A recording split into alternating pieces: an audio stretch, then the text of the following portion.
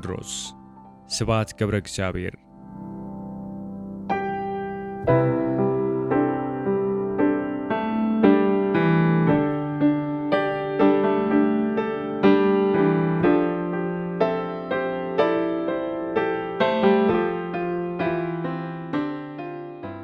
የዳግማዊ ቴዎድሮስ ታሪክ አስደናቂና ማራኪ መሆኑን ብዙዎች ይስማሙበታል።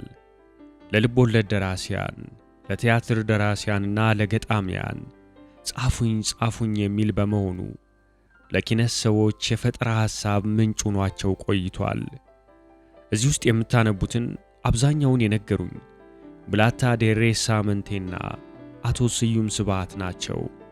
ብላታ ዴሬሳ የአፄ ቴዎድሮስ ጋሻ ጃግሬ የነበሩ ሽማግሌ ሰው ናቸው ያጫወቱኝ ብለው ነበር የነገሩኝ። መሬት ይቅለላቸውና ትክክለኛውና ሙሉ የአፄ ቴዎድሮስ ታሪክ በሊቃውንት ተመርምሮ ተበጥሮ ተጽፎ እስኪቀርብላችሁ ድረስ ይህ አፋዊ ታሪክ ለቅምሻ ያህል ይውላችሁ። ጊዜው ዘመነ መሳፍንት። ከስዑል ሚካኤል በኋላ የጎንደር ነገሥት ደከሙ። በየክፍለ ሀገሩ የነበሩት መሳፍንት በየፊናቸው አፈነገጡ፣ ግብር አልከፍል አሉ። አፄ ተክለ ጊዮርጊስም ቢቸግራቸው ከርብ ወንዝ በላይ ያለውን በጌምድርን እንደ ሌላው አገር ሁሉ ግብር ክፈል አሉት። ከዚያ በፊት ማለት በ18ኛው ምዕት መጀመሪያ በፊት ከርብ በላይ ያለው በጌምድር ግብር ከፍሎ አያውቅም ነበር። ጋይንቴው ደጃዝማች ኃይሉ ሸቴ ከርብ በላይ በጌምድርን ወክሎ አፄ ዘንድ ሄድና እንዲህ ይላቸዋል። እኛ በጌምድሮች ንጉሥ ተነሳ ሲለን ልጄን፣ ሚስቴን፣ ጓዜን ሳንል እግራችንን ለጠጠር ግንባራችንን ለፀሐይ ደረታችንን ለጦር የምናበረክት ነን እንጂ እንደ ሌላው አንገብርም። ስለዚህ እባክዎን ጃንሆይ የግብር ትእዛዙን ያንሱልን። አፄም ሲመልሱ እናንተ ለቤተ መንግሥቱ ቀረብ ስለምትሉ በቁጥር ትበዛላችሁ እንጂ ለእኔ ሌላውም ኢትዮጵያዊ ይሰለፋል። ስለዚህ እንደ ሌላው መገበር አለባችሁ ይላሉ። አፄና ደጃዝማች ኃይሉ ሸቴ እልህ ተጋቡ። ኃይሉ ሸቴ ወደ ደብረ ታቦር ተመልሶ ሕዝቡን ሰብስቦ በጌምድር ምኑን አለው ትላለ ይላቸዋል። እንደ ሴት ቀሚስ ልበስ፣ ንጉሴ የምትላቸው ገባር አደረጉ። ሕዝቡ ምን ይበጃል፣ የመሰልህን አድርግልን፣ አፋችን አንተ ነህ ይሉታል። ንጉሱ ምክራችንን ካልተቀበሉ ስልጣናቸውን መወሰን አለብን ይላል ኃይሉ ሸቴ። እኛ እንደ ራሴ እንመርጣለን። ስልጣኑን ከንጉሱ ተረክቦ እሱ ያስተዳድረናል። ንጉሱ ዘውዳቸውን ይዘው አርፈው ይቀመጡ፣ ቀለብ እንሰፍራለን። ሕዝቡ አንተን ሐውራችን አለ። ኃይሉ ሸቴ ግን ጎባኖችና ተቀናቃኞች ሊኖሩበት ስለሚችሉ ያደርሰኛል፣ ለጊዜው ግን ሌላ ልጠቀም በማለትና የሕዝቡን መከፋፈልና መድከም በመፍራት የኔ ይቆይና ለጊዜው ራስ አሊን የእጁን ብንመርጥ ይሻላል አለ። የእጁ ገዢዎች ወረሼህ የሚባሉ ቤተሰብ ናቸው። እንዳጋጣሚ ሆኖ የዘመነ መሳፍንት የመጀመሪያው እንደራሴ ራስ አሊ የሚባሉ ወረሴ ናቸው። ስለዚህ እንዳያሳስቱ በማለት ራስ አሊ ትልቁና ራስ አሊ ትንሹ ይባላሉ። ራስ አሊ ትልቁ የሕዝቡን ጥሪ እንደሰሙ የእጁ ዋና ከተማ ከነበረው ከመርጦ ተነስተው ፈረስ እየለዋወጡ ያለማቋረጥ በመጋለብ የ10 ቀኑን መንገድ በ3 ቀን ገስግሰው ደብረ ታቦር ደረሱ። ኃይሉ ሸቴም ምን ሊያደርጉ እንደሚፈለግባቸው በሕዝቡ ፊት ነገራቸው። እጅ ነስተው ውክልናውን ተቀበሉ። ራስ አሊ ጎንደር ሂደው አፄ ተክለ ጊዮርጊስን እኔ እንደራሴ ሆነኝ አሏቸው። እርሶ ቀለብ እየተሰፈረሎ ዘውድዎን ይዘው ይኑሩ፣ ጦሩን የምመራው ግን እኔ ነኝ። ይሄ የሕዝቡ ቃል ነው። አፄ በጌምድር የእጅህን ይስጥህ ብለው ተራገቡ። ግን እምቢ ለማለት አቅም አልነበራቸውም። እንግዲህ ከ40-50 ዓመት በፊት ስዑል ሚካኤል በግል ብልጠትና ጥረት ይዘውት የነበረውን ስልጣን ራስ አሊ ትልቁ በህዝብ ግፊትና በአዋጅ ጨበጡት። በዚያ አኳኋን ለ76 ዓመት የገነነውን ዘመነ መሳፍንት ተብሎ የሚጠራውን የኢትዮጵያ ታሪክ ምዕራፍ ከፈቱ። ራስ አሊ በመጀመሪያ ኃይሉ ሸቴን ራስ ወርቅ እንዲያስር አስደረጉ። ግዛት ግን አልሰጡትም። እንዲያውም ህዝቡን ሊያስነሳ እንደሚችል አይተዋልና ፈሩት። ሊያጠፉት ያደቡ ጀመር። እሱም ነቃባቸውና ሸሸ። እንግዲህ የሚቀጥሉት 76 ዓመታት መሳፍንቱ እኔስ እንደ ራስ አሊ ስልጣን መያዝ አልችልም እንዴ?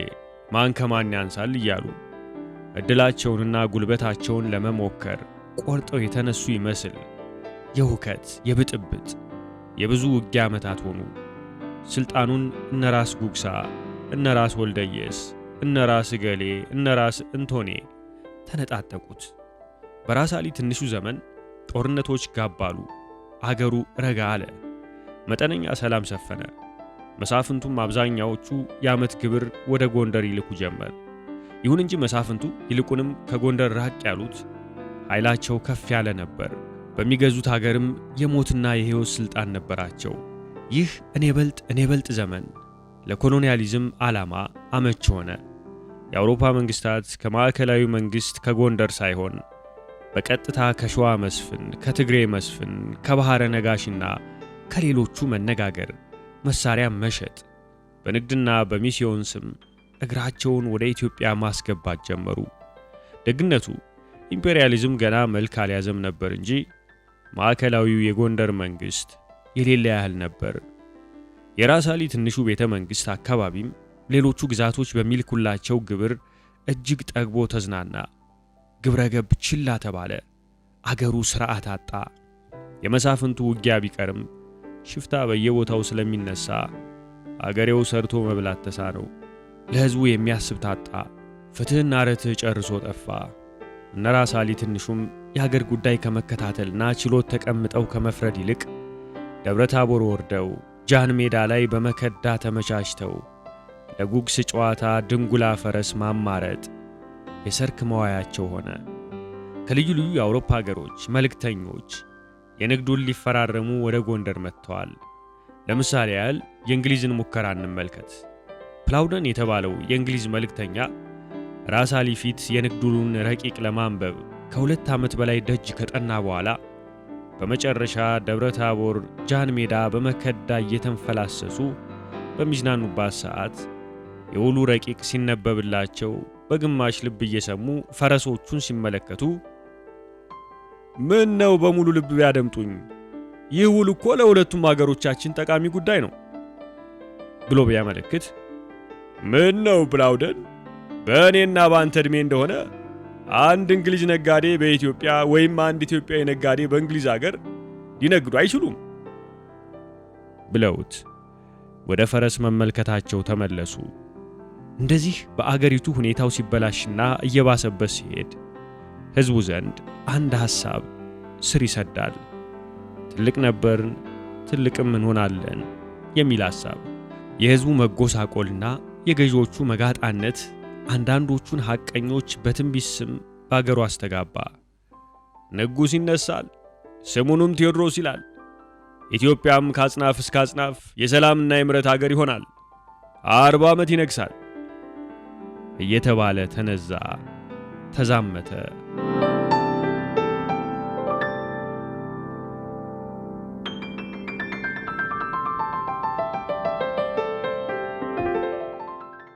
ልጅ ካሳ የቋራው ደጃች ኃይሉ ልጅ አልባ ነበሩ።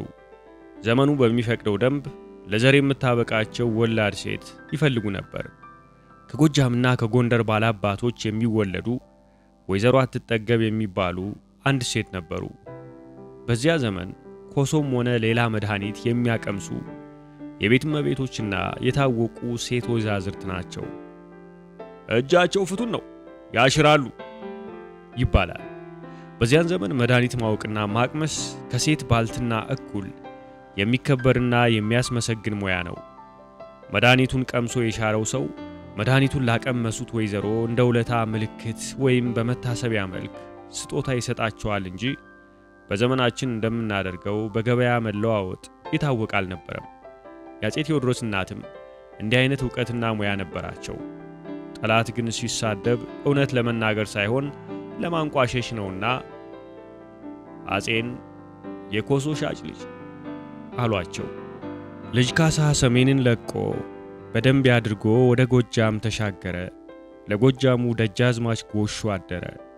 ደጃች ጎሹ ደንቢያንም መጠቅለል ይፈልጉ ስለነበር የደጃች ክንፉ ጎባን ወይም ተቀናቃኝ ሊሆን የሚችል ሰው ማግኘታቸውን ምናልባት አልጠሉትም። ስለዚህ ካሳን ባለሟል አደረጉት።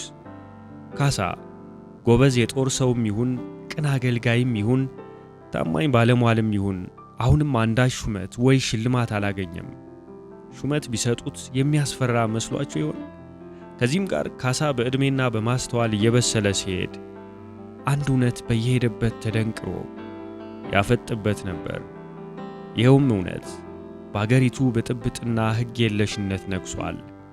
አገሬው የመኳንንቱና የሽፍቶቹ መጫወቻ ሆኗል። ከሽፍቶቹ የማይሻሉት መኳንንት በሹመት የተተከሉበትን ባላገር እህሉንም ሚስቱንም እንዳሰኛቸው ይዘርፉታል። ካሳ ይህ ሁኔታ አንገሸገሸው። ሁሉንም ጥሎ ወደ ቋራው ገባ። ወንበዴ ወይም ሽፍታ ሆኖ ተቀመጠ።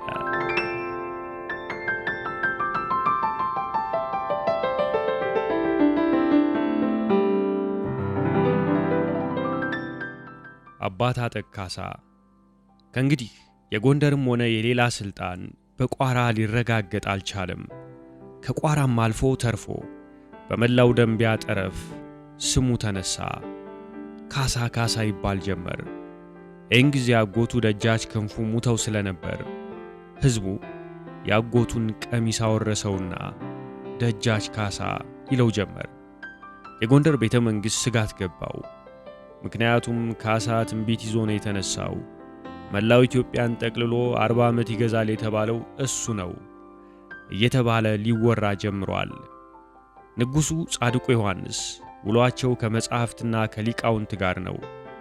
ራስ አሊ ትንሹም ለስሙ እንደ ራሴ ይሁኑ እንጂ ጊዜያቸውን የሚያሳልፉት ጉግስና ሌላ ደስታ በማሳደድ ነው። እውነተኛው ስልጣን በራስ አሊ እናት በእቴጌ መነን እጅ ነው። እቴጌ መነን ዋዛ የፖለቲካ ሰው አልነበሩም። ካሳ አደገኛ መሆኑ ገብቷቸዋል። ምከሩ እንጂ ይህን ቆለኛ ምን ብናደርገው ይሻላል ይሉ ጀመር። በጦር ወግቶ ማጥፋት ነው ተባለ። በጦር መሪነቱ የታወቀውና የሚመካው ደጃች ወንዲራድ ይህን የኮሶ ሻጭ ልጅ እኔ ያሳዩዋለሁ ሲል ፎከረ። እቴጌ መነንም ወንዲራድ እሱን ያቸነፍክ እንደሆነ ልጄን ተዋበችን እሰጥሃለሁ አሉት። ተዋበች የልጃቸው የራስ አሊ ልጅ ናት። እንደ ስሟ እጅግ የተዋበች ናት። ወንዲራድ እሷን እያየ ወኔውንና ድል የማድረግ ፍላጎቱን እንዲጨምር ሲባል ተዋበች አብራው እንድትዘምት ተደረገ። እንዳጋጣሚ እንዴት እንደሆነ አይታወቅም ደርቡሾች ከሱዳን ለወረራ መጡ። ካሳ ደርቡሾቹን ለመግጠም የተዘጋጀ መሰለ። ግን ፈርቶ እያፈገፈገ ሄደ። ደርቡሾቹ እየተጠጉ መጡ። ካሳውንም በሰላጤ እያፈገፈገ እነ ደጃች ወንዲራድ ሰራዊት አጠገብ ሲደርስ ወደ ጎን ተፈተለከ። ከደርቡሾቹና ከነወንዲራድ ሰራዊቶች መሃል ሰራዊቱን አሾልኮ አወጣ። ደርቡሾችና ወንዲራድ ገጠሙ፣ ተጨፋጨፉ። ብዙ ሰው አለቀ። ወንዲራድ ሸሸ። ደርቡሽ ድሉም መቀጠል ተስኖት ወደ መጣበት ተመለሰ። ከደርቡሾች የተረፈውን ሊዘርፍ ካሳ ወደ ጦር ሜዳው መጣ። አንድ የቆሰለ ወታደር ተዋበችን ደርቡሾች እንደማረኳት ነገረው። ካሳ ከዚያ የገሰገሰ ደርቡሾችን ስናር ላይ ደረሰባቸው። ድንገት አደጋ ጣለባቸው። ተዋበች ታስራ ክብሯን ሊደፍሯት ሲታገሏት ደረሰ። ካንዱ ደርቡሽ ጩቤ መዛ።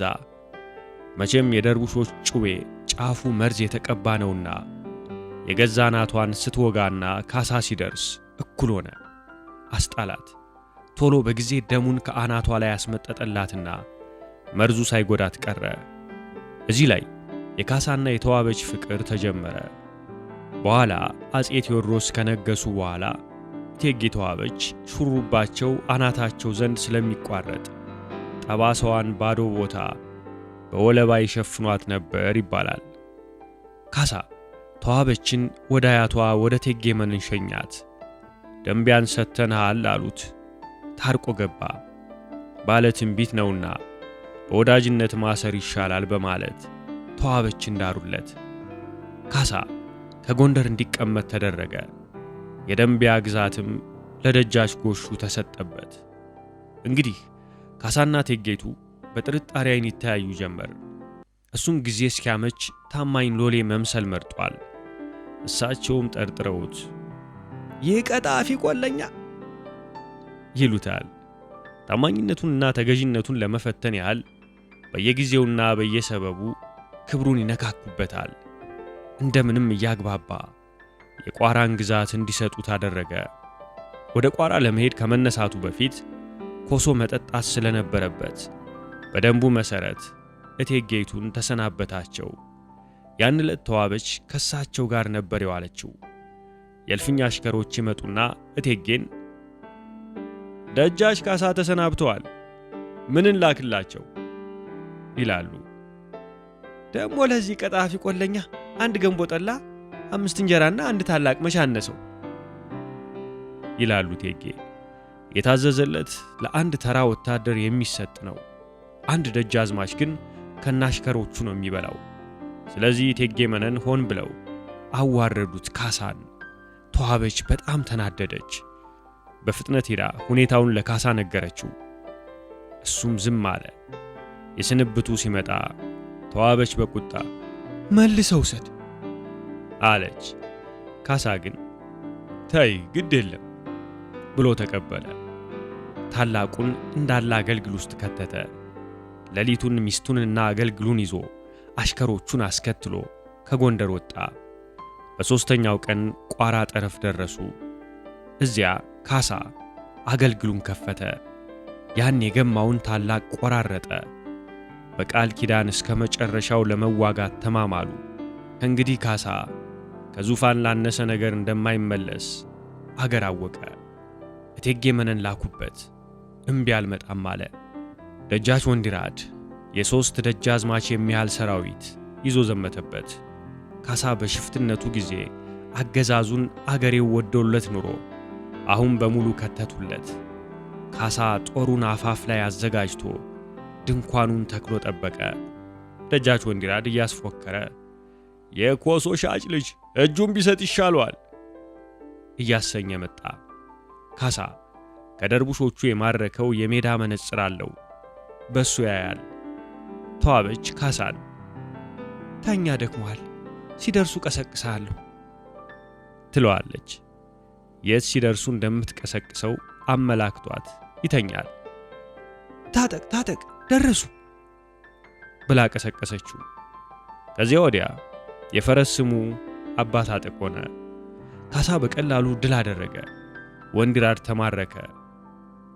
ወንድ መሆን ነው እንጂ አስቸጋሪ ወንዲራድ፣ መሳደብ ቀላል ነው። እኔ እያለሁልህ ለምን የወንድ እናት ትሰድባለህ? ለቁርስ፣ ለምሳ፣ ለእራት ኮሶ፣ እንቆቆ፣ ቀጨሞ እያጠጣ ወንዲራድን በቁርጠትና በተቅማጥ ገደለው። ካሳ የወንዲራድን ወታደሮች ምን እንዳላቸው ለትውልድ አልተላለፈም። ብቻ አብዛኛዎቹ ግልብጥ ብለው ለሱ ገቡለት። እጥፍ ድል ሆነለት።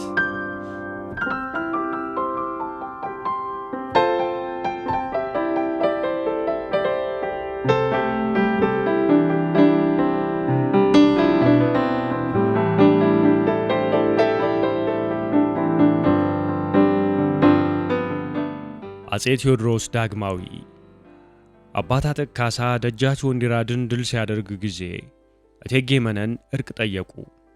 በቋራ ግዛቱ ላይ ደንቢያን ጨመሩለት። እዚያ ሄዶ ተቀመጠ። እንግዲህ እቴጌ መነን ቀደም ሲል ደንቢያን ለጎጃም ገዢ ለደጃዝማች ጎሹ ሰጥተዋቸው ነበር። አሁን ታዲያ ደጃች ጎሹ ለምን ግዛቴን ይወስድብኛል ብለው እቴጌን ቢጠይቁ እቴጌይቱ መች ሰጠነው በጉልበቱ ነው እንጂ የወሰደው ሲሉ ይመልሱላቸዋል። ደጃች ጎሹም ይናደዱና ይህ ውርጋጥ አሳዩአለሁ ብለው ይዘምቱበታል። ካሳ ለደጃች ጎሹ እባክዎን አንጣላ፣ እቴጌ ሊያጋጩን ፈልገው ነው እንጂ ድሮውንም ደንቢያ ወደዚህ ነው፣ ከጎጃም አይደለም ብሎ ላከባቸው። አሻፈረኝ ብለው ዘመቱበት። ካሳ ሊዋጋቸው ቢገደድም እንዳይሞቱ እንዳይቆስሉ ብዙ ጥንቃቄ ወስዶ ነበር። በጦርነቱ ዋዜማ የደጃች ጎሹ አዝማሪ ያንዣብባል እንጂ መች ይዋጋል ካሳ፣ ወርደ ጥመድበት በሽምብራው ማሳ እያለ ሲዘፍን አደረ። በጦርነቱ ደጃች ጎሹ በጦር ተወግተው ሞቱ። ያልወደቁትና ያልሸሹት ወታደሮቻቸው አሁንም አብዛኛዎቹ ለካሳ ገቡለት። ካሳ ድንኳኑን ተክሎ ዳባውን ለብሶ ለደጃች ጎሹ ሞት 7 ቀን ሐዘን ተቀመጠ። እንዲህ አይነት ሰውም ነበር። በጦርነቱ ዋዜማ የሰደበውን አዝማሪ በነጋታው አስጠርቶ ለምን ሰደብከኝ ቢለው አዝማሪው አወይ የእግዚአብሔር ቁጣ፣ አወይ የአምላክ ቁጣ፣ አፍ ወዳጁን ያማል የሚሰራው ቢያጣ፣ ሽመል ይገባዋል የአዝማሪ ቀልባጣ ሲል መለሰ። ካሳም ትክክል ፈርዳል አለና በሽመል አስደብድቦ አስገደለው። እንዲህም አይነት ሰው ነበረ ካሳ። ራሳሊና እቴጌ መነን በካሳ ላይ ዘመቱ።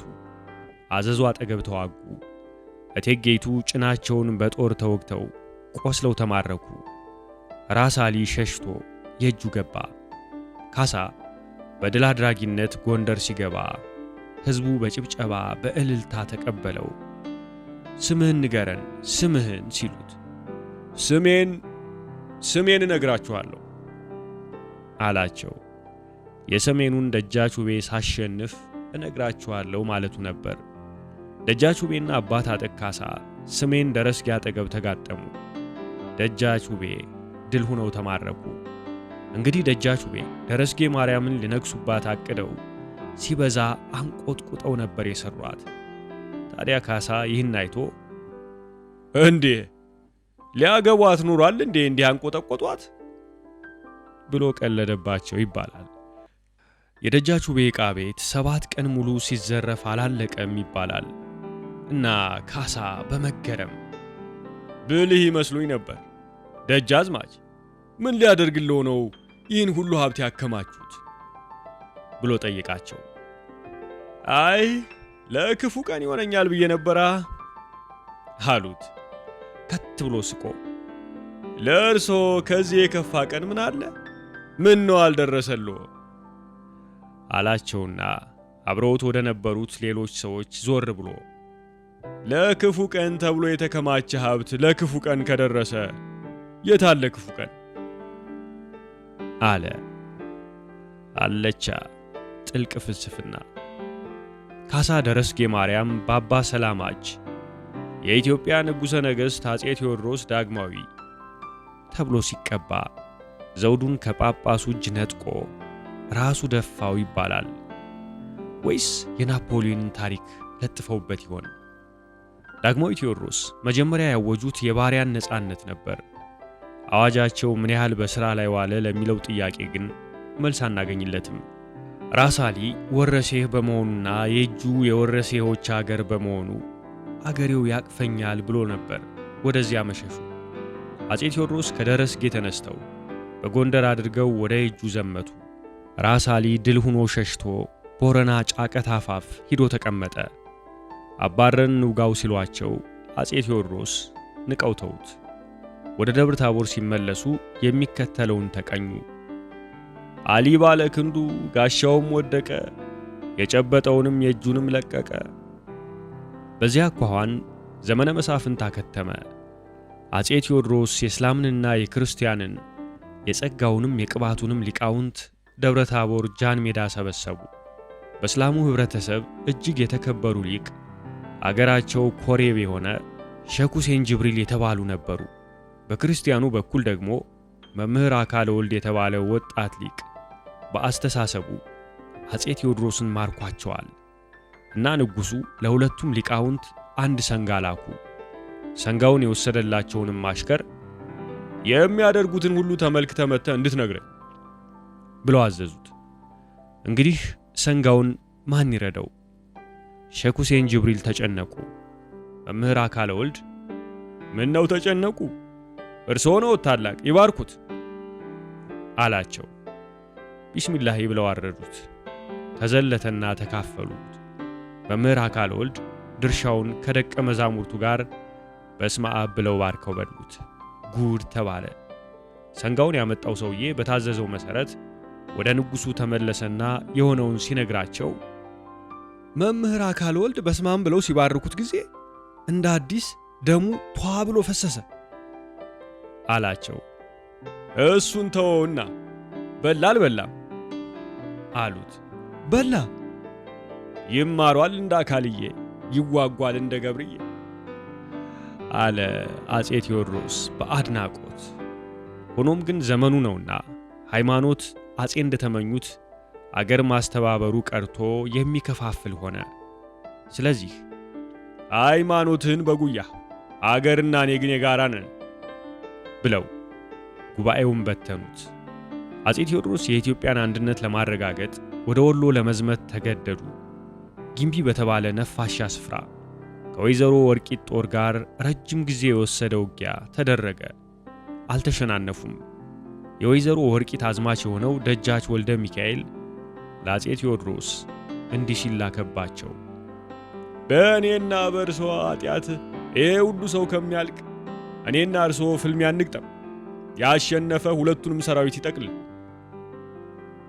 አንድ ተራ ደጃዝማች እንዴት አባቱን ቢደፍረን ነው ከንጉሠ ነገሥቱ ልፋለም የሚለው ብሎ በመናደድ ገብርዬ መልእክተኛውን ሊሰይፈው ሲል አጼ ቴዎድሮስ ክንዱን እየያዙ ተውኮ ገብርዬ፣ ወንድን ወንድ ልግጠም ሲል እንዴት መልእክተኛውን ልግደል ትላለህ? ይሉትና እሺ ነገ ጧት ይዋጣልን ብለው መልስ ይልካሉ። በኋላ ሲናገሩ አጼ ቴዎድሮስ እንደዛች ሌሊት የረዘመብኝና የፈራውበት ጊዜ አላውቅም ብለዋል ይባላል። አይነጋ የለም ነጋ። ሁለቱ ሰራዊት ግንባር ለግንባር ተሰለፉ። ካሳና ወልደ ሚካኤል በየበኩላቸው ጋሻና ጣምራ ጦር ይዘው ፈረስ ላይ ወጡ። በሩቁ ተፋጠጡ። እርሶ ይወርውሩ አለ ወልደ ሚካኤል። ቆማጣ ቆመጥማጣ አዝዤሻለሁ፣ አንቺ ወርውሪ። ወልደ ሚካኤል ወረወረ፣ ከሸፈ። ካሳ ወረወረ፣ ወጋው። ከፈረሱ ላይ ከነበለው ጋልቦ ደርሶ የጦሩን አወጋግ ቢመለከት ጦሩ ሰውየውን ከመውጋትም አልፎ በስቶት ግማሹ ያህል በጀርባው ወጥቶ ይታያል። ምንኛ ብፈራ ነው እንዲህ የበሳሁት አለ ካሳ በመገረም። እንዲህ ደፍሮ ፈራው ለማለት ምን ያህል ጀግንነት ይጠይቃል? የካሳን ያህል። ወይዘሮ ወርቂት ሸሽታ ቆላሽዋ ገባች። ወሎ ገበረ። አጼ ቴዎድሮስም ሕግን ሥርዓትን ሰጥተው እንደ ሁሌ ደንባቸው ከአገሬው ባላባቶች አንዱን ሹመው ወደ ሸዋ ቀጠሉ። የሸዋው ንጉሥ ኃይለ መለኮት ጦርነቱ ከመደረጉ በፊት በድንገተኛ ሕመም ሞቱ። አጼ ቴዎድሮስ ሸዋን ድል አድርገው አቶ በዛብህን ሹመው የንጉሥ ኃይለ መለኮትን የ11 ዓመት ልጅ አቤቶ ሚኒሊክን ይዘው ወደ ጎጃም ቀጠሉ። ጎጃምን አስገብረው ግዛቱን ለመስፍኑ ለተድላ ጓሉ ሰጥተው ወደ ጎንደር ቀጠሉ። ገና ጎንደር ሳይደርሱ ታዲያ ጎጃም ሸፈተ ተባለ። ማንን ይዞ ተነሳ ቢሉ ፊት አውራሪ ዶሪ፣ ልጁ ቸኮል እና የልጁ የምንትዋብ ባል ናቸው መሪዎቹ አሏቸው። አስልጨው ቀጥቅጨው ብመጣ ጎጃም ክፉ ሰው ዶሮ ሚሎ አመጣ ብለው ገጠሙና አዙር ፈረስ ብለው ወደ ጎጃም ተመለሱ።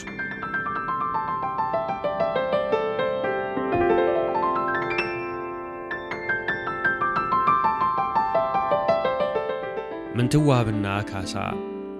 በመይሳው ካሳ አስደናቂ ሕይወት ውስጥ 3 ሴቶች ጎልተው ይታያሉ። እነርሱም ብዙ መከራ አይተው ያሳደጉት ወላጅ እናቱ ወይዘሮ አትጠገብ፣ ፍቅረኛው ጓደኛውና የተክሊል ሚስቱ እቴጌ ተዋበች እና ለ13 ወይም 14 ዓመታት ያህል ፋታ ሳትሰጥ ያሳደደችውና ያስቸገረችው ጠላቱ የጎጃሟ ወይዘሮ ምንትዋብ ናቸው። የዚህች የምንትዋብና የካሳ ታሪክ ንጉሡን አፄ ቴዎድሮስን ሳይሆን ሰውየውን ካሳ ኃይሉን ምን አይነት ሰው እንደነበረ ስለሚያሳይ ይሄው ለብቻው አሰፍረዋለሁ። አፄ ቴዎድሮስ አዙረው ተመልሰው ሸፍቶ የነበረውን የጎጃም ጦር ወግተው ድል አድርገው ፊታውራሪ ዶሪንና ልጃቸውን ቸኮልን በስቅላት ቀጧቸው። እነዚህ የወይዘሮ ምንትዋብ አባትና ወንድም መሆናቸው ነው። ባሏ ደግሞ በውጊያው ተገድሏል እና ወይዘሮ ምንትዋብ 3 ሐዘን ተደራርቦ የቴዎድሮስ እጅ ቢመታት እንዲህ ስትል አንጎራጎረች። ጠጅም አያምረኝም ድሮ ጠጥቻለሁ፣ ሰንጋም አያምረኝም ቋንጣ ሰቅያለሁ፣ ቢሻይን ከወንድሜ ከአባቴ በላለሁ፣ ሽብረት በግራው ሽብረት በቀኙ፣ ሺፈረስ ከኋላው ሺፈረስ ከፊቱ፣ ይህን ሳታይ ሞተች ኮሶ ሻጭ እናቱ። አንድ እግር በርበሬ መንቀል ተሱናችሁ አቃጥሎ ለብልቦ ፈጅቶ ይግደላችሁ። ይህንን ሲሰማ ያጎራል አመሉ። ማናት ቢላችሁ ምንትዋብ ናት በሉ። ንጉሠ ነገሥቱን አይሰድቡ ስድብ የሰደበቻቸው ወይዘሮ ምንትዋብ ተይዛ ከፊታቸው ቀረበች። እስቲ ድገሚው ተባለች። ሳትፈራ ሳታመነታ አንዲት ስድብ ሳትገድፍ ደገመችው። ሳቀ ካሳ። አንቺ ቆማጣ ቆመጥማጣ፣ በእኔ ኪሳራ መንግሥተ ሰማይ ልትገቢ? ልቀቋት ትሂድ፣ ነፃ ነች። በሕይወት እስካለች ድረስ ቀለብ ስፈሩላት። አባቷን ወንድሟን ባሏን ገድየባት እንግዲያው ልታመሰግነኝ ኑሯል። ካሳ ምን ዋዛ ነው? ግን ምንትዋብስ ምኗ ዋዛ ነው? ወደ ጎንደር ተከተለችው። እስከ ዕለተ ሞቱ አልተወችውም። በሄደበት ተከተለችው። በግጥምም በተራ ንግግርም እየሰደበችው፣ ባለበትም በሌለበትም እየሰደበችው። ግና ካሳስ ምን ዋዛ? ታገሳት፣ ቻላት፣ ዝም አላት። ዘመነ መንግሥቱ በሙሉ የውጊያ ነበርና እሷም በሴትነት ጥበቧ ከቅርብ ተከታዮቹ በእጇ ያስገባችውን አስገብታ በሚስጥርና በድንገት ሊዘምት ሲያቅድም ቀድመው ትሰማና አንዳንዱን ቀድመው በግጥም ይፋ ያወጣችበት እያሰናከለችው አንላቀቅም አለችው። እሱም ቀለቧን በወቅቱ ያሰፈረላት ቻላት። እሷ ስታሳድደው እሱ ሲችላት መጨረሻው ሰዓቱ መቅደላ ደረሱ። ሽጉጡን ጠጥቶ ሞተ። ካሳ ምን ዋዛ ነው? ግና ምንትዋብስ ምኗ ዋዛ? ያን ጊዜ በጎጃም በገዳይነቱ የገጠመችበትን ያህል አሁን በሟችነቱ ገጠመችለት። ያውም ሬሳውን አለቅ ብላ እየተጠመጠመችበት ደም እንባ እያለቀሰች። መቅደላ አፋፉ ላይ ጮት በረከተ፣ የሴቱን አናውቅም ወንድ አንድ ሰው ሞተ። አባቴን ወንድሜን ልጄን ቢገድሉብኝ ነበር መናደዴ፣ ባሌን ቢገድሉብኝ ነበር መናደዴ። ጨከኑ በራሶ ይቅር አለ ሆዴ። ማረክን እንዳይሉ ሰው የለበጃቸው፣ ገደልን እንዳይሉ ሞተው አገኟቸው። ምን ይሉ እንግሊዞች ሲገቡ አገራቸው፣ ለወሬ አይመቹም ተንኮለኛ ናቸው። በዱብዳ የልብ ስቃይ ተነስቶ ከዚች ከምንትዋብ እኩል ግጥሙን ሊያንቆረቆረው የሚችል ማን ነበር? ካሳ ራሱ። ስለዚህም የመጨረሻው የጀግና ድርጊቱን በድንቅ ግጥም ለትውልድ እንድታስተላልፍ ሲባል ካሳና ምንትዋብ ተገናኙ። እንደዚህ አይመስልም? የካሳ የሕይወት ታሪክ በብዛት እንደዚህ ነው የሚመስለው። አንድ ሰው በአጋጣሚ ተወልዶ የኖረው ሳይሆን ተከታይ ትውልዶችን ለማስደነቅ፣ ለማስደሰት፣ ለማኩራት፣ ለማሳሰብ፣ አራያ ለመሆን ከላይ ታቅዶ የተኖረ ይመስላል።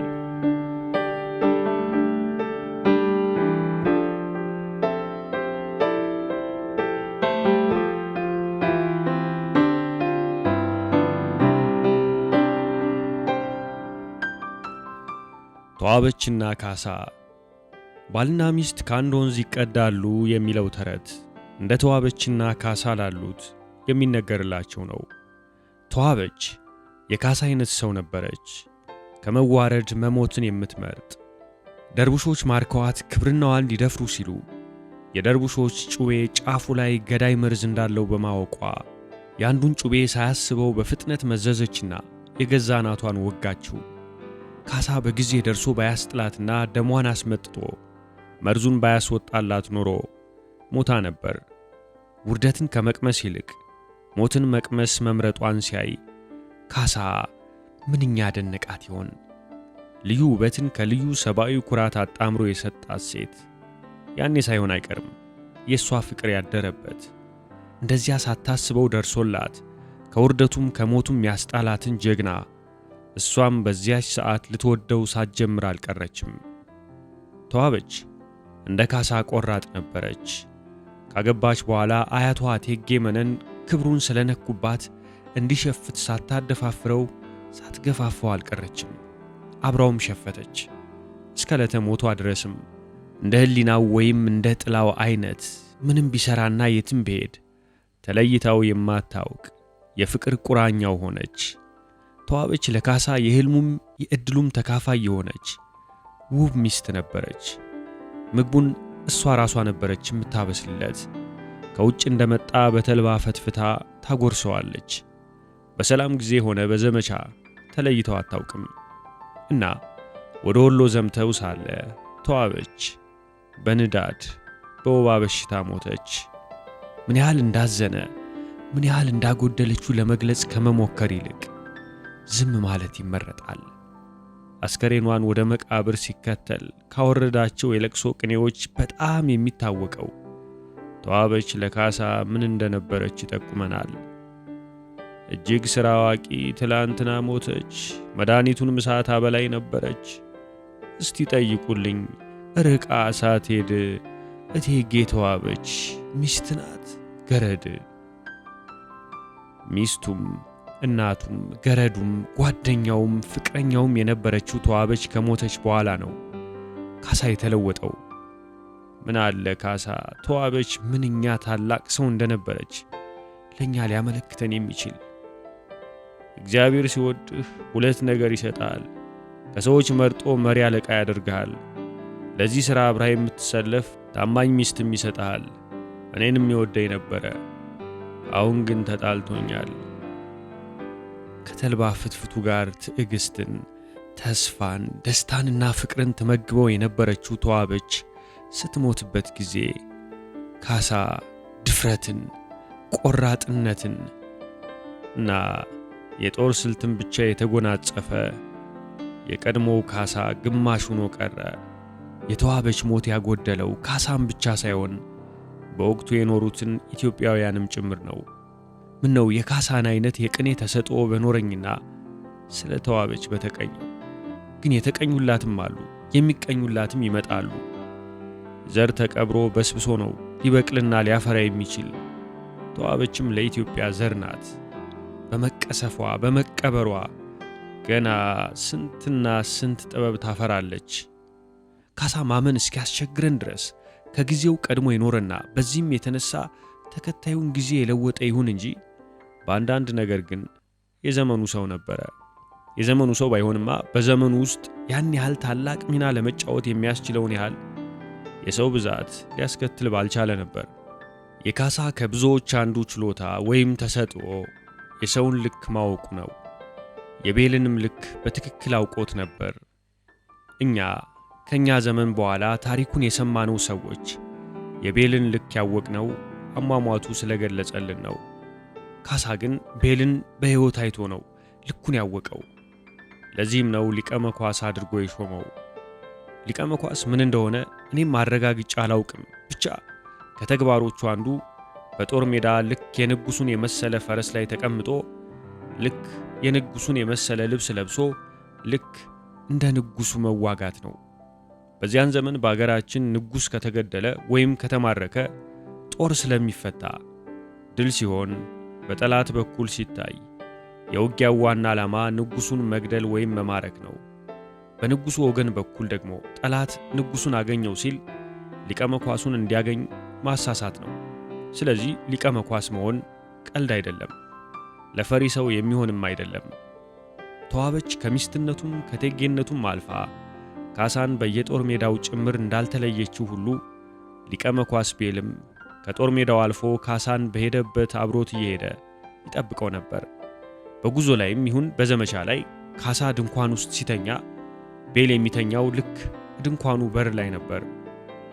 ጠላትም ይሁን ወዳጅ ቤልን ሳይሻገር ካሳ ጋር ሊደርስ አይችልም ነበር። በጦር ሰዓትም ይሁን በሰላም ሰዓት ቤል የካሳ ጋሻው ነበር። ካሳ የሰው ልክ አዋቂ ብቻ ሳይሆን እነዚያ ልካቸውን አውቆ ያስጠጋቸው ሰዎችም የሱን የሰው ልኩን የሚያውቁለት አውቀውም እስከ መጨረሻው የሚከተሉት ሕይወታቸውን ለቆሙለት ዓላማ 100% የሚሰጡለት አይነት ሰው ነበር። ካሳ የሰው ድክመቶችም ነበሩበት። አለዚያማ ወይ ጉድ ወይ ጭራቅ እንጂ ሙሉ ሰው ባልሆነ ነበር። ከጉድለቶቹ አንዱ የጎንደር ከተማ ነዋሪዎችን በሙሉ በአንድ አጠቃሎ እንደ ሰነፍ ማየቱ ነበር እና ጎንደር ዋና ከተማ እንደመሆኗ መጠን ለተቀረው አገርም የስንፍና አርአያ ነው ብሎ መጥላቱ ነበር። ከጉድለቱ ጋር የተጣመረው ጥንካሬው ደግሞ ከዚህ ስንፍና አድናቸዋለሁ ብሎ ማመኑ ነበር። ጎንደር ስራም ብቻ ሳይሆን በሰራኸው መኩራትን ጭምር ለማስተማር እናቱ ወድረስ እከተልሃለሁ አለ ይባላል አንድ ጊዜ። ካሳ በደከሙት ሰዓት እልህኝነቱና ንዴቱ ገነፈለበትና ይህን ግን ባንጋጦ እየተመለከተ ነው ጎንደሬ ሰነፉ ነው የቀረው አቃጥልልኝ ብሎ ትእዛዝ ሰጥቶ ነበር። እሳቱን መቀጣጠል ጀምሮ ነበር። እኛ የማናውቀው ነገር ሐሳቡን አስለወጠውና እሳቱን እንዲያጠፉ አዘዘ። አፄ ቴዎድሮስም መኳንንቶቻቸውም የጦር አዛዦቻቸውም ጎንደር ሰንብተው ነበር። ጨረቃ በሌለበት አንድ ሌሊትም አገር ጤና ብለው አብዛኛዎቹ ተኝተው ወይም ሊተኙ እየተዘጋጁ ነበር። የካሳ ጥላቻው ዛር ወይ አጋንንት ይመስል ድንገት ተነሳበት። አፄ ቴዎድሮስ ተነስ፣ ጎንደርን ለቀም መሄዳችን ነው የሚል ዱብዳ የሌሊት ትእዛዝ ሰጡ። ሰራዊቱ ተነሳ። ካሳ እንደ ልማዱ ፊት ለፊት ሲሄድ ዮሐንስ ቤል ደረሰበትና ጃን ሆይ ለመኳንንቶቹና ለተከታዮቹ ተወክየን የመጣሁትና ይፈቀድልኝና ልናገር አለው። ተናገር አለው ካሳ። ይህን ጥቅጥቅ ጨለማ ለብሶ ያደፈጠ ጠላትን ስንተው ፈረሶ ራሱ በዚህ በጨለማ አንድ ትንሽ አውሬ ቢያስበረግገውና ቢወድቁብንስ? እና ምን አድርግ ትሉኛላችሁ? ሲሆን አድረን በብርሃን መሄድ በተሻለ፣ አለዚያ ግን ግማሻችን ከፊት ግማሻችን ከኋላ እንሁንና ጃንሆይ መሃል ሆነው እንጓዝ። ስለ ተጨነቃችሁልኝ እግዚአብሔር ይስጣችሁ አለ ካሳ። ነገር ግን አንድ ነገር ወቁ፣ ልመራ እንጂ ልመራ አልመጣው። እሱም ፊት ሲሄድ እነሱም ሲጨነቁ አደሩ።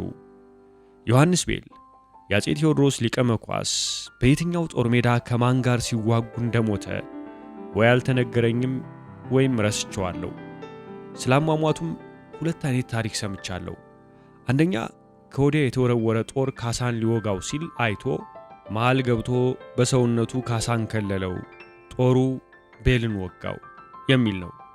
ሁለተኛው በጦር ሜዳ ሳይሆን በሌላም ጊዜ አንዱ የመሳሪያ ነጋዴ ለንጉሠ ነገሥቱ በቅርቡ የተሰራ አዲስ አይነት ጠመንጃ አሳያቸው።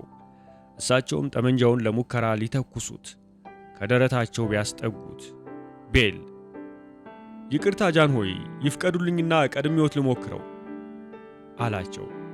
ምን ነው ቢሉት አንድ ነገር ቀፈፈኝ አላቸው። ጠመንጃውን ሰጡት።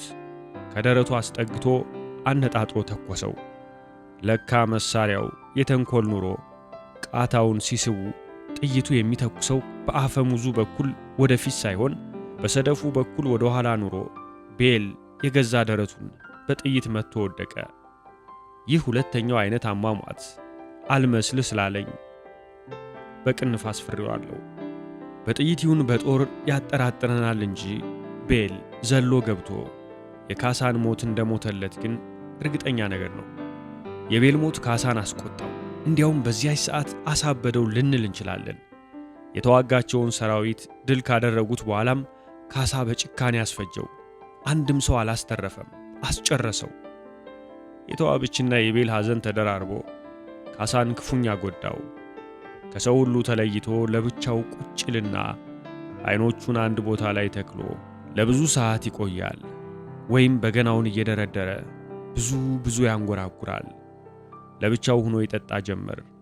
ከስካርም አልፎ ብዥ እስኪልበትና አእምሮው መስራት እስኪያቆም ይጠጣ ጀመር።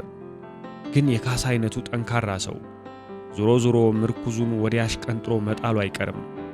ካሳም ከአንድ 3 ወር በኋላ መጠጡን እርግፍ አድርጎ ተወው።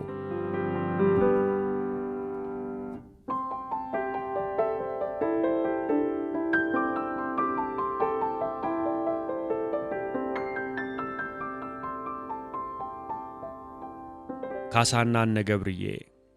ካሳና ገብርዬ ስንል ሰው ካልዋሸ በቀር ነገን እንደማያውቃት እናስታውስና ገብርዬ፣ ገለሞ፣ ዓለሜ፣ እንግዳና ሌሎችም በርከት ያሉ ጎበዞች ካሳን የተከተሉት ነገ እንደሚነክስ እንኳን ሊያውቁ ሊጠረጥሩ እንኳን በማይችሉበት ሰዓት መሆኑን አንርሳ። ይሁንና ተከተሉት። ዘመነ መሳፍንት ለኢትዮጵያ የጨለማ ሰዓት መሆኑን ብናስታውስ ካሳን የተከተለች ሻማ፣ ኩራዝ ወይም ጧፍ መሳይ ከጨለማ የተሻለ መብራት ቢጤ የያዘ ቢመስላቸው መሆን አለበት።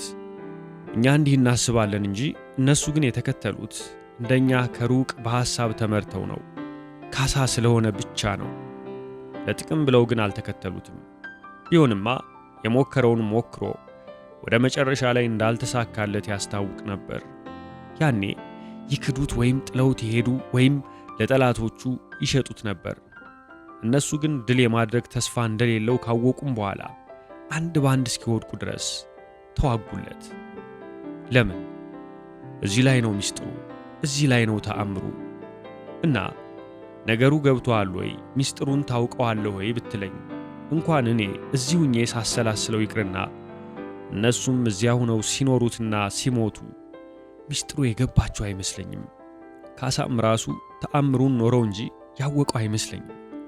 ስለዚህ በማላውቀው ገብቼ አልፈትፍትና ሲወርድ ሲዋረድ ደርሶኝ የሰማሁትን አፈ ታሪክ በአፈ ታሪክ ደንብ አንድ በአንድ ለአንባቢ ላስተላልፍ። እነ ገብርዬ ከካሳ ጋር ዘላቂ ግንኙነታቸው እሱ ከነገሰ በኋላ አልተለወጠም። ታዛዥነት ሳይቀነስ ጓደኝነት ነበራቸው። ለነሱ ከአፄ ቴዎድሮስ ይበልጥ ጎልቶ የሚታያቸው ያን የገማውን ሥጋ በልተው ሲማማሉ የነበረው ካሳ የጎበዝ አለቃ ነበር። ስለዚህ በምክር ሰዓት ይህን ያልናቸው እንደሆነ ጃንሆይ ይከፋቸዋል፣ ይደናገጣሉ፣ ይቀየሙናል ሳይሉ የመሰላቸውን በቀጥታ ነበር የሚናገሩት። ጓደኛቸው በመሆኑ ያስቡለት ነበር። አፄ ቴዎድሮስ ሥራም ብስጭትም እየበዛባቸው እየተዳከሙ ሄዱ። ባለሟሎቻቸው ተቸገሩ። እኚህ ሰውዬ 1-2 ዓመት ካላረፉ በሽታ ላይ ይወድቃሉ። ልጃቸውን መሸሻን ይዘን ገለል እናደርጋቸውና አርፈው ይቀመጡን በላቸው፣ ከዚያ በኋላ እንመልሳቸዋለን ተባባሉ። ነገሩስ ባልከፋ፣ ግን ገብርዬ ካልተጨመረበት ጉዳዩ አይሳካም በማለት ገብርዬን ጠየቁት። ጨርሶ ለመሻር እስካልሆነ ድረስ እሺ አለ። አፄ ቴዎድሮስ ምን እንደተማከሩ ደረሱበት። መሳፍንቱንና መኳንንቱን ሰብስበው በመሃላቸው አንፈራጠው ቆሙና እኔን ለማግለልና መሸሻን ይዞ ለመነሳት ዶልታችኋል ማለት ስለሰማው ነው የሰበሰብኳችሁ አሏቸውና ገብርዬን እያዩ አይደለም ገብርዬ አሉት። ጃንሆይ እርስዎን ለመጉዳት ሳይሆን እረፍት እንዲያገኙ ብለን ነው። አንተም ገብርዬ አንተም አለው ካሳ። ገብርዬ ተጸጽቶ ከካሳ እግር ወድቆ ይቅርታ ለመነ። አይ ገብርዬ፣ አንተ እኮ የኔ ገብርዬ ነህ። መሸሻ ቢነግስ የራሱን ገብርዬ ነው የሚፈልገው ብሎ አሰናበታቸው።